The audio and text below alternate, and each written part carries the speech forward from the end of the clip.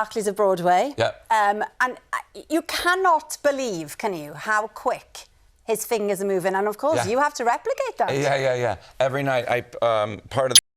Oscar Levant was this very, very famous at the time in the 1950s, a raconteur, a frequent guest of Jack Parr on The Tonight Show. So for those who don't know, it's Jimmy Fallon right now. Before that was Jay Leno. Before that was Johnny Carson. Before that was Jack Parr. And so he was a frequent guest, and the play's based on a real event, loosely on a real event, where Oscar Levant, who was a world-famous pianist and also struggled with mental health issues, and then became addicted to the medication that they gave him. And so there was one incident in real life where Oscar got a 4-hour pass from a mental health facility to appear on a game show, and then he had to go back to the mental health facility. Wow. So for the purposes of our play, we changed it to The Tonight Show with Jack Parr because it was more familiar, and he was always a frequent guest on there. And in real life, Jack Parr used to sign off at the end of every show saying, "Good night, Oscar Levant, wherever you are." And so that's why the name of the show is Goodnight Oscar. And so this is what happened one night on live television. And I don't want to give it away, but all this crazy stuff happens. And he really signed off saying "Goodnight Oscar" wherever you are. Every single night. Why did he do that? Just because he was a huge fan of Oscar. Oscar was one of the people that ever lived, and also a world-famous pianist. And his best friend was George Gershwin. And so in the play, they're baiting Oscar to play the Rhapsody in Blue, which must be so much preparation. We've got a picture actually.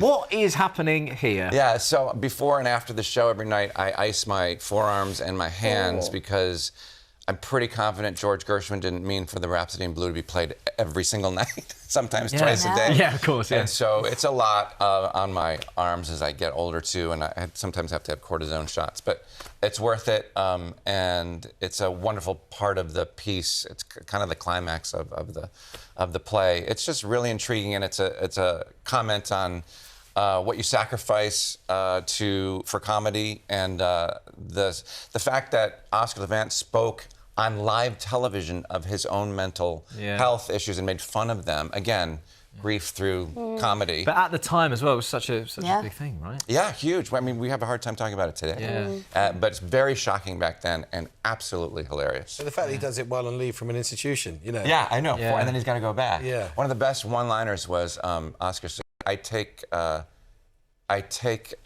prescription pills for the side effects. I mean, it's genius. And we are so glad that you did go into acting. I mean, thank you. But you did, at one point, want to be a pianist, didn't you? I did, yeah. I studied piano since I was 5 years old, and that was my major in college. I thought I was going to be a conductor, and I did that for a little bit out of college at a dinner theater in Chicago, in a suburb, and then decided, wait, I was in the orchestra pit conducting. I'm like, they're having a lot more fun than I am down here, which is probably why it's called a pit. But, and then I just started falling in love. I mean, I did stuff in high school and college, but I started falling in love with acting, and so I had this in my back pocket. Well, Ada's pleased. She says, Will and Grace reminds me of my teenage years. Sean always made me laugh, and it was a great form of escapism. Love him. That's nice. So much love, so many messages. A big thank you. And you can see Sean in Goodnight Oscar at the Barbican Theatre in London from the 31st of July.